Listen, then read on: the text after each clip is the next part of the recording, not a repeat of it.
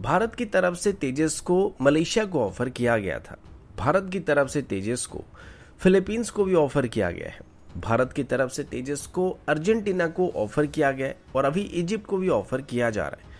लेकिन अभी तक भारत को तेजस का एक भी एक्सपोर्ट कस्टमर नहीं मिल पाया है। अब 2015 से तेजस की प्रोडक्शन को स्टार्ट किया जा चुका है और अभी इंडियन एयरफोर्स में ऑलमोस्ट 2 स्क्वाड्रन तेजस को इंडक्ट भी किया जा चुका है, लेकिन फिर भी इसकी एक्सपोर्ट ऑर्डर को हासिल करने में भारत को स्ट्रगल करना पड़ रहा है। तो आज की हमारी इस वीडियो में हम इसी के बारे में बात करने वाले हैं कि आखिर किस वजह से भारत तेजस को एक्सपोर्ट करने के लिए स्ट्रगल कर रहा है। ये कोई नेगेटिव वीडियो नहीं होने वाला है, इसमें हम उन सभी एस्पेक्ट्स को कवर करने की कोशिश करने वाले जो कि तेजस की एक्सपोर्ट के रास्ते में अड़चने पैदा कर रहे हैं। तो चलिए देर न करते हुए आज की वीडियो शुरू करते हैं।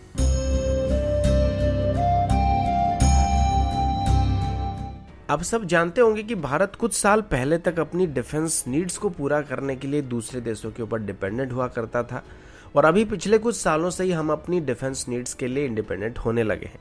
अब तेजस की बात करें तो ये भारत का पहला इंडिजिनस फाइटर जेट है और इसकी इनिशियल डेवलपमेंट के दौरान हमको काफ़ी मुश्किल का सामना भी करना पड़ा था और क्रिटिसिज्म का भी सामना करना पड़ा था।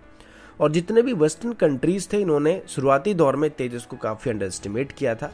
तो इनिशियल दौर से एक परसेप्शन सा बन गया था कि एक इंडियन मेड फाइटर जेट है तो ये अच्छा नहीं होगा।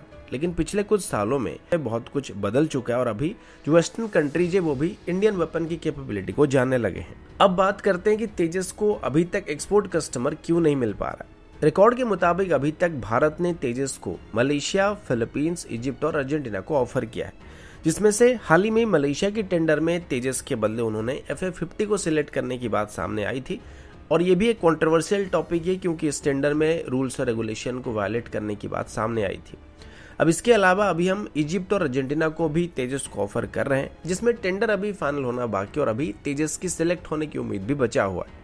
अब जब भी हम किसी टेंडर में पार्टिसिपेट करते हैं तो हमको कुछ चीज़ों पर ध्यान देना काफ़ी ज़रूरी है। जो भी देश टेंडर को निकालती है या कोई भी डिफेंस इक्विपमेंट को खरीदना चाहती है तो उसमें उनकी रिक्वायरमेंट के मुताबिक रूल्स बने हुए होते हैं।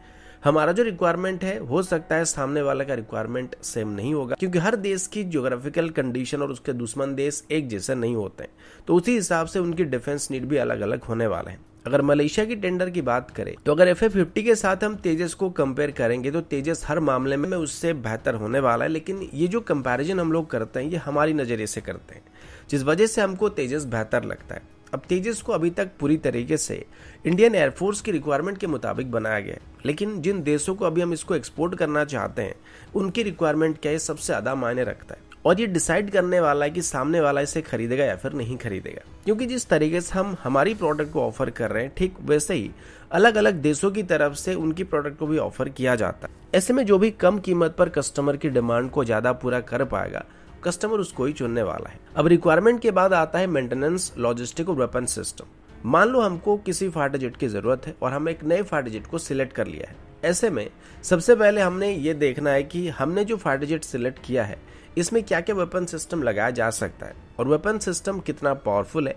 अगर इसका कंप्यूटर हमको थोड़े ज़्यादा प्राइस पर मिलता है लेकिन इसके मुकाबले हमको अच्छे वेपन सिस्टम ऑफर करता है तो जाहिर सी बात है कि हम दूसरा ऑप्शन चुन सकते हैं। लेकिन वहीं पर अगर हमको ज़्यादा फायर पावर की ज़रूरत नहीं है और ना ही हमारे दुश्मन इतने पावरफुल है और ऊपर से हमारा बजट भी थोड़ा कम है तो ऐसे में हम लोग चीपर ऑप्शन को सिलेक्ट करने की कोशिश कर सकते हैं, जो कि हमको सस्ता पड़ेगा और इससे हमारा काम भी चल जाएगा। इसके बाद अगर हमने कोई नया फाइटर जेट खरीद लिया है तो उसके बाद उसकी सर्विस और स्पेयर पार्ट हमको मिल पाते या नहीं ये सबसे ज़्यादा मायने रखता है। क्योंकि अगर खरीदने के बाद हमको स्पेयर पार्ट के लिए दिक्कत होता है या सर्विस में प्रॉब्लम का सामना करना पड़ता है तो कोई भी ऐसे सिस्टम को खरीदना नहीं चाहेगा, क्योंकि अगर ऐसा हुआ तो हमको ज़्यादातर टाइम जेट्स को ग्राउंडेड कंडीशन में रखना पड़ेगा।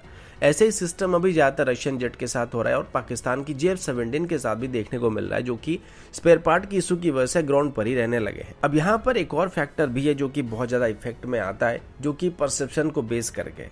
जब भी मार्केट में कोई नया सिस्टम आता है या प्रोडक्ट आता है तो कोई भी पहले इन सिस्टम को खरीदने से पहले काफ़ी सोचने लगते हैं। भले ही वो प्रोडक्ट बढ़िया हो, लेकिन जैसे कि हमने पहले उस प्रोडक्ट का इस्तेमाल नहीं किया है तो हम ये सोचने लगते हैं कि लॉन्ग रन में सस्टेन कर पाएगा या फिर नहीं कर पाएगा। और इस चक्कर में मैक्सिमम कस्टमर किसी नए प्रोडक्ट के साथ जाने के बदले एग्जिस्टिंग नामी दामी कंपनियों के प्रोडक्ट के साथ जाना ज़्यादा पसंद करते हैं। और ये चीज़ अभी तेजस की एक्सपोर्ट में बहुत बड़ा अड़चन बना हुआ है। अब नॉर्मली जो भी नए प्रोडक्ट होते हैं उनकी सर्विस और स्पेयर पार्ट को लेके थोड़े बहुत इश्यू सामने आते हैं जो कि इनिशियल डेज में आते हैं और ये धीरे धीरे वक्त के साथ ठीक हो जाते हैं। अब तेजस के साथ यही प्रॉब्लम हो रहा है क्योंकि अभी तक किसी भी फॉरेन कंट्री की तरफ से किसी भी इंडियन मेड फाइटर जेट का इस्तेमाल नहीं किया गया, ऑपरेट नहीं किया गया, तो उनके मन में थोड़ा बहुत शंका है कि ये लॉन्ग रन में कैसे परफॉर्म करने वाला है। इसके बाद किसी टेंडर में जब किसी फाइटर जेट को सिलेक्ट किया जाता है उसमें यूनिट कॉस्ट के अलावा वेपन पैकेज की कॉस्ट और ऑपरेटिंग कॉस्ट भी काफ़ी ज़्यादा मायने रखता है। अगर किसी फाइटर जेट की यूनिट कॉस्ट ज़्यादा है लेकिन उसकी ऑपरेटिंग कॉस्ट कम होगा तो ऐसे कंडीशन में कोई एक बार में ज़्यादा इन्वेस्ट करके लॉन्ग रन में अपनी कॉस्ट को कम करने की कोशिश करेगा। अब यहाँ पर अगर तेजस की बात करें तो तेजस भले ही भारत का इंडिजिनस एयरक्राफ्ट है लेकिन इसमें काफ़ी सारे सब सिस्टम इम्पोर्टेड सिस्टम है और इस वजह से इसको एक्सपोर्ट करने में हमको दिक्कत हो रहा है, जो कि प्रैक्टिकल हम अर्जेंटीना के टेंडर में फेस भी कर रहे हैं क्योंकि ब्रिटिश ओरिजिन सिस्टम होने की वजह से तेजस को हो सकता है अर्जेंटीना सिलेक्ट नहीं करेगा। और ये आज अर्जेंटीना के साथ हो रहा है तो कल किसी और कंप्यूटर के साथ भी हमको देखने को मिल सकता है। तो हमारे पास जितना ज़्यादा हो सके इंडिजिनस कॉन्टेंट रहेगा उतना ही ज़्यादा अच्छा होने वाला है। इसके बाद जो भी कस्टमर कोई प्रोडक्ट को खरीदना चाहेगा वो ऑर्डर देने से पहले ये देखेगा कि ऑर्डर देने के बाद कितने टाइम फ्रेम के अंदर उसको अपनी सभी प्रोडक्ट को डिलीवर किया जा सकता है। और इस सेक्टर में HAL नेगेटिव साइड में चल रहा है क्योंकि जो भी देश अभी तेजस को इवैल्यूएट कर रहे हैं उनको ये अच्छी तरीके से पता है कि HAL अभी मुश्किल से ही इंडियन एयरफोर्स की रिक्वायरमेंट को पूरा कर पा रहा है और HAL का प्रोडक्शन कैपेबिलिटी बहुत ही स्लो चला है जो कि 8 से 12 के बीच है। तो इस वजह से उनको डाउट रहता होगा कि अगर हम ऑर्डर प्लेस करते हैं तो क्या ये हमको टाइम पर इन जेट को डिलीवर कर पाएंगे, और ये एक बहुत बड़ा फैक्टर है जो कि तेजस की एक्सपोर्ट पर नेगेटिव असर डाल रहा है। इसके बाद किसी भी टेंडर में जीतने पर पॉलिटिकल फैक्टर भी काफी ज्यादा मायने रखता है और कई बार घूसखोरी और लॉबी की वजह से भी टेंडर में गड़बड़ी हो जाती है। अब आम तौर पर पहले जो कस्टमर हुआ करते थे वो सीधे तौर पर इक्विपमेंट को खरीदते थे और इस्तेमाल करते थे जिसमें फाइटर जेट के साथ साथ वेपन सिस्टम भी शामिल होता था। लेकिन अभी लगभग हर देश जो कि एयरक्राफ्ट को ऑपरेट कर रहा है वो कुछ हद तक अपनी वेपन सिस्टम को खुद डेवलप करना शुरू कर चुके हैं। ऐसे में जो भी कोई टेंडर को निकालते हैं और कोई नई फाइटर जेट को खरीदने की कोशिश करते हैं तो उसमें वो अपनी इंडिजिनस वेपन सिस्टम का इस्तेमाल करना चाहते हैं जो कि कई बार पॉसिबल होता है और कई बार पॉसिबल नहीं हो पाता है और इस वजह से भी टेंडर हाथ से निकल सकते हैं। इसके अलावा अभी हर कोई डिफेंस सेक्टर में सेल्फ डिपेंडेंट होना चाहता है और अपनी डिमांड को खुद पूरा करना चाहता है, जिस वजह से जो पहले सिर्फ वेपन सिस्टम को खरीद कर इस्तेमाल करते थे वो अभी वही सिस्टम को टेक्नोलॉजी ट्रांसफर के साथ लोकली मैन्युफैक्चर करना चाहते हैं। और ये एक बहुत बड़ा इशू होने वाला है क्योंकि हर किसी देश के साथ हम टेक्नोलॉजी को शेयर नहीं कर सकते और इस वजह से भी टेंडर हाथ से निकल सकते हैं। अब अभी तक जितने भी पॉइंट पर हमने बात किया इन सभी में ज्यादातर सेक्शन में तेजस नेगेटिव साइड में नहीं बल्कि पॉजिटिव साइड में, क्योंकि ये एक बहुत ही अच्छा 4.5 जनरेशन का एयरक्राफ्ट है जिसमें अपनी कैटेगरी के हिसाब से बहुत ही बेहतरीन वेपन सिस्टम और बहुत ही कम कीमत पर इसको ऑफर किया जा रहा है। लेकिन कुछ चीज़ों पर अभी हमको काफ़ी ज़्यादा ध्यान देने की ज़रूरत है, जैसे कि हमारी प्रोडक्शन कैपेसिटी को अभी बेहतर करना पड़ेगा। HAL का प्रमोशन कैंपेन बहुत ही लो स्टैंडर्ड का है जिसे अभी काफ़ी इम्प्रूव करने की ज़रूरत है ताकि जितने भी लोग अभी परसेप्शन को बेस करके तेजस को नहीं खरीद रहे हैं वो इसमें इंटरेस्ट दिखाना शुरू करेंगे और इसके लिए उसमें काफ़ी ज़्यादा पैसा इन्वेस्ट करना पड़ सकता है। तेजस में जितने भी फॉरेन सब सिस्टम लगे हुए हैं उनको जितना हो सके उतना इंडियन सिस्टम से रिप्लेस करना पड़ेगा।